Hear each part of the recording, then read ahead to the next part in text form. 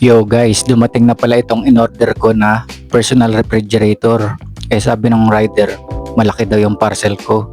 Pwede daw hanggang doon na lang sa labasan. Sabi ko sige, kaya pinuntahan ko kagad. Ako na lang nagbuhat. Tapos kahit mainit, 'di ba? Kitang-kita nyo naman, so easy lang sa akin. Kasi ganyan ako kalakas. Ang napili ko palang bilhin ay itong Astron RF2-30 personal refrigerator.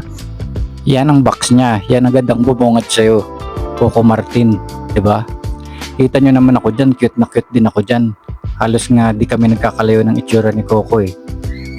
Meron din naman akong rep na ganito rin kalaki. Kaso nga lang, sinira ko. Ayos yun. Ang tatak nun, ewan ko ano pronounce nun. Hamol o Himol o Hamle. Ayos yun pero binalibag ko kasi yun nga, mahabang kwento eh. Kaya buti na lang nakabili uli ako ngayon. Dahil mainit panahon, kailangan talaga eh. Pag uminom ka sa gripo, ang init ng tubig eh. Kaya maraming salamat sa binigay ni Pangulong Bongbong Marcos na ayuda. Kaya ito, nakabili ako ng bagong rep. Yun lang guys. Thank you for watching.